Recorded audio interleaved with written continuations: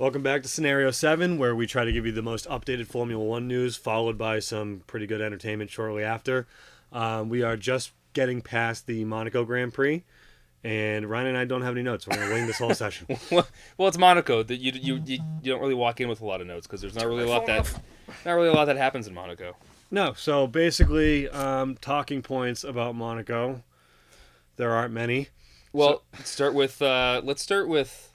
Might as well start with lap one. Well, I was going to start with Perez. I was even going to start before the race and start with Perez. Okay. Because that whole thing started before the race, right? Where Red Bull offered him a 1-year contract. They offered him a 1-year contract. He denied it for a 2-year contract. Got out-qualified by Logan Sargent. But not now, a good look. They're expecting to announce that he signed for a year next week. I was going to say, like, take what you can, man. Like, I think he actually got the 2-year contract, but time will tell. We'll see. Yeah. McLaren, clearly my favorite team.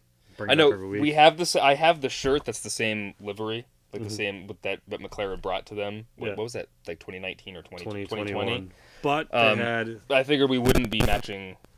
We wouldn't match today. But they brought their a special livery like they always do to Monaco. I liked it. Oscar Piastri, my boy, my favorite driver. I think second place, almost very close to first. So I had Devin come over for qualifying, which was kind of a bummer because it really wasn't anything up to last year. No, it wasn't. Best case scenario happened in the Grand Prix when Sainz had a puncture and then spun out because now it's 2v1 McLaren. Yep. They can just match and then do the opposite, and they pretty much secure a win or have a very high likelihood. But if you guys do go back to our first episode, we did talk about things we'd like to see differently in Formula One. Red flag. The red flag. So I don't think our stance has changed, right? I think if it's a red flag, you pause the entire thing. You can't work on anything. It is a pause of the race. And it's just clean it back up and then do a standing start and get back to what you were doing before. Yep. Which means, and I don't know, maybe I'm jumping ahead. Maybe you were planning on saying this. Which means, because effectively the red flag happened on lap 1. And everybody that started on mediums, a.k.a. the front 4 drivers, went to the pits and went, all right, we're gonna slap some hards on and then we're good for 77 laps. Mm-hmm. So that one pit stop, the only thing that makes the Monaco Grand Prix even remotely interesting, that coming from someone who's been physically to the Monaco Grand Prix, is the pit stop and whether or not someone could get undercut. Yeah. They basically went away during the red flag. Yeah, and I was texting Ryan the whole time. They were like, I was like, it's a window for Norris. It's a window for Norris and Piastri. And then, Verstappen went on softs and he's up against old mediums, which is even worse than old right. He's gaining like a second a lap on Russell, but I knew it's Monaco. It's impossible to pass. So it's easy to catch up to somebody, but then there's nowhere to actually overtake them. There were like 3 overtakes the entire race. Yep, and they're definitely going to be working on it because one of them was Verstappen's very, very vocal about how boring it was. He mentioned how boring it was. Oh yeah, he said like I should have had a pillow. Should have brought a pillow. How it was boring. How the whole race was boring. And then they're like, well, what do you mean it was boring? And he's like, well, what did you think? You saw it. Yeah. So I think the drivers are finally starting to be a little bit more vocal about how boring it is, particularly this year, though, because apparently they were lifting off throttle in the straightaways and just purposely going 4 seconds a lap too slow. So not a whole lot to talk about for the Grand Prix. I'm kind of done with anything I need to talk about, unless actually, Magnussen or Perez? I was just going to Clarkson blames Perez. I was just going to say the same thing. Well, so it's interesting because the most telling thing is actually looking on Hülkenberg's on board, because and I'm of a mind where like I can kind of see it being both of their both of their faults. I lean more towards the Magnussen camp. I think it's Magnussen's fault. I think it's like 80-20. But still, if you have 80% chance, if you watch Hülkenberg, you can kind of see Perez like going in the middle, and then he kind of like slightly shifts to the right as Magnussen's coming up on him. I think so too. I think so too. And the whole thing where like Perez can't see him, it's like he knows he's there. He knows he's there. He went to go close the door, and he went to close the door. Magnussen went like this to block the door in. Yeah, and then right. So my thing is like I can see where Perez is kind of sort of at fault, but at the same time, if I'm Magnussen, like I'm not gonna like it's not gonna happen. He should have backed off earlier. That's my own. The way I look at it, and this might be a stupid analogy because it just popped up now. If we were to let's say we were at a bar and things got a little loud and you hit me and then I hit you back, yeah, technically it's both of our faults that we got into a fight, but I wouldn't have punched you if you didn't hit me first. I feel like Magnussen just did a lot more than he instigated much. He just did a lot more to create that problem than to anything else. Like they were already disqualified from qualifying. which probably could have been a talking point, but whatever. They're Haas. They weren't going to get that far anyway. Well, where would they have normally? What was it, like 12 and 15th? I think is where they finished during qualifying. I mean, they weren't going to finish the points. No, so they got one corner up, maybe 1.5. I mean, they're spending a lot of they're spending a lot of money now to rebuild those cars. Yep, and yeah, that's all I got. So we're gonna try to bring you a little bit more entertainment from Monaco. We have a game. I got one more thing. No, we will do that. I got one more thing just because I find it entertaining. Ocon. Oh right. Yeah, 100% his fault. And can we just mention briefly that during the actual broadcast they were spending so much time during the red flag doing the replays of the Magnussen and Perez. Mm-hmm. And then all of a sudden it just cut to Ocon like dive bombing Gasly like completely nonchalantly. Tara and I are like, "What? When did this happen? Wait, this happened too?" Like it just. Oh yeah, and this happened also at the same time. I don't think he would have done it if it was for anybody other than Gasly. They obviously have some sort of very big internal. I don't know what he would have expected. But it was a dumb thing to do. He cost the team a lot of money, and Alpine says that he's going to pay some serious consequences for it. Actually, you know what? I have another talking point. So Carlos Sainz is not going to Red Bull because that was a speculation when Perez pushed back, and then he got out-qualified by somebody who really shouldn't be an F1. And then it was speculated that he might. I think Williams was the other place it was speculated to go, or Aston would have been kind of cool. But I guess it's going to end up being Audi.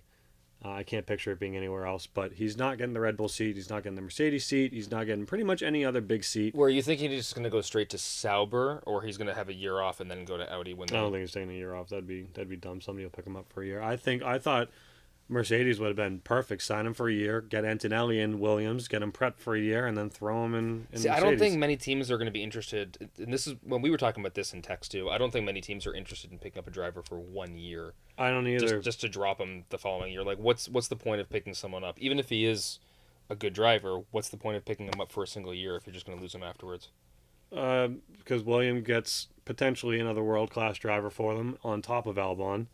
And they can use that time to develop whoever they have in the pipeline one more year.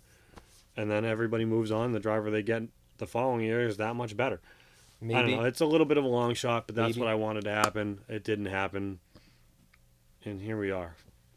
Well, my final thoughts, especially just going back to Ocon and Gasly, consequences, realistically, Ocon's going to get benched for a week or two when they're going to throw I don't even think he's going to. I kind of hope he does because I don't know. Apparently, I wish I keep forgetting his name. What's the team principal now for? It's not Otmar anymore. No, right? I can't remember. I can't remember the guy's name. But anyway, whatever. Apparently he was seen talking to Liam Lawson very, very closely, like right after everything happened. Speaking of Liam Lawson, I love my boy. I love my boy Danny Rick, but I want Liam Lawson in that seat. Yeah, I don't think Ricardo's going to be driving next year. He's definitely not going to be driving next year. I don't think he's going to be seat next year. I wouldn't. It's just, it sucks that Red Bull's only using Yuki for Honda because he's, in my eyes, deserving of that Red Bull seat, which is something I never would have thought.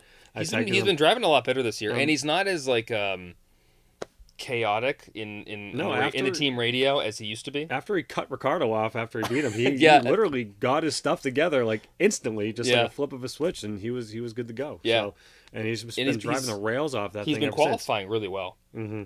He's been qualifying really well. And my boy Albon getting points this weekend. Yep. Well, someone's got it for Williams. No longer in the bottom again this year. That's Sauber. Mm-hmm. Yep. They got the ugliest car and they're the slowest. I don't mind the green. No. Although you don't, the part that you don't like isn't the green; it's the carbon fiber. No, it's the green. It's the green. It's like I thought nuclear it was the green, like Chernobyl. I just like having different colors on the grid rather than just like when people ask Verstappen what the Red Bull's going to look like, and his response is it's going to look like a Red Bull. Well, yeah, I mean Red Bull and Ferrari are the ones you can expect to be exactly the same every year. Yeah. Anything else you got for a wrap up? McLaren had an awesome livery this weekend. As usual. Last year was okay, but usually they're amazing. I mean, the Gulf was a couple years ago. That was awesome. I wish they held on to that. I loved their Senna colors this weekend. Yeah. And it's going to cost me $200 when I buy that model. Did they release any special I have it. stuff for the new one? For the new one, it just came out, so it's gonna take a month or two. All right, so we're gonna have a much more interesting Monaco race than the actual Monaco Grand Prix. That's right. Thanks to yours truly and Ryan. We have these upside down glasses, so I'm gonna see everything upside down. I haven't actually put them on yet, so they. Oh wow. Okay, so I gotta race like. There's a huge line in the middle of it. A line? Yeah. Oh, this is gonna suck. So our plan, Jesus. Well, we're doing. So I don't think we're gonna be able to Monaco. do. Yeah, dude, we're gonna have to keep damage off. I told you, I knew it. We're gonna do upside down Monaco. We're gonna do. It went straight into the wall. We're gonna do 3 practice laps real quick. We're not gonna do the whole lap for you because we'll be sitting here for an hour and a half. And then do kind of 1 qualifying lap, 1 main lap to see who can do it best. I thought I was gonna.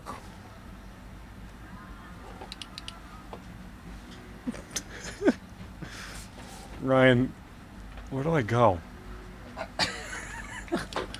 Oh, you walked up. Yep. Is going to be based on just memory of the track. Just trying to get my bearings. I thought I was gonna crush this. Well, that's just called hubris. D-lock brakes. Just tilting your head screws you up. This is gonna be fun.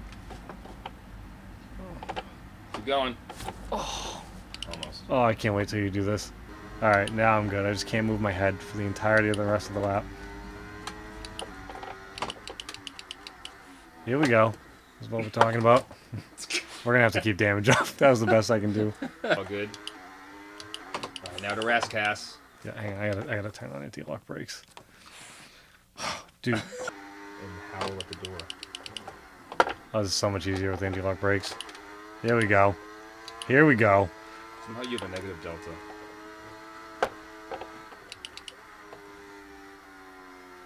Yeah, because you're doing it partially from memory, right? There's no way. I don't know where the fuck I am.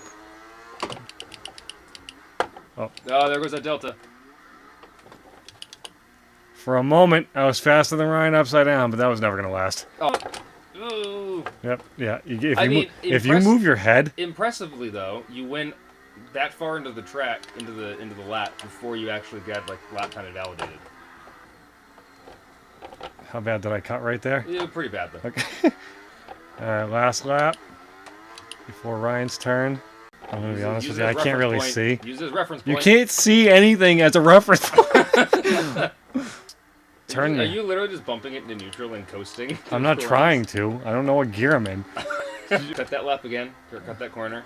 I don't know where. I know where I'm supposed to be. Rascass. Yeah, your last lap was gonna be faster than this.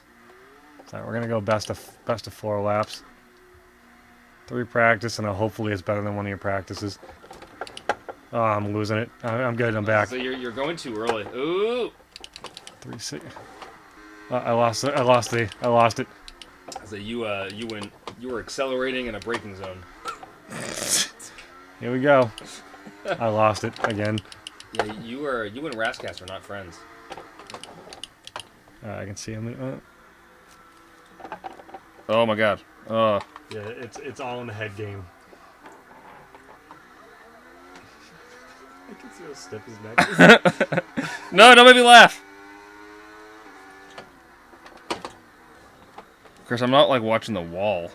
I couldn't see so in that corner particularly, and then the chicanes in the last sector. I couldn't get my head. I'd move my head a little bit, and then I'd lose the track. Oh wow, he's smoking me already. We're gonna go. He's faster upside down than he is. Oh, I'm at the tunnel. Yep. Yeah, I cut that a little bit, but that's alright. Just a little bit. I cut it a couple times myself. I'm gonna tell you what you finish at. 127.4. Ooh. For you. Just full send over the bump. It's okay. Doesn't affect you when you're upside down. Oh, there it is. There's the first one. Yeah. Well, I keep like wanting to look around all of a sudden. It's not wanting to look around as much as I just was looking around by accident. It's like finding the perfect position. It is, yeah. I had to tilt my head a little bit to the right. I don't know. Whatever position my head's in like right now is kind of where I need it to stay. first corner easy on the brakes. Oh. Smash into the wall. It is the fastest way around this lap. Warm up the tires by spinning them in That's the reverse. Perez way through this. All right, center myself again. Yeah,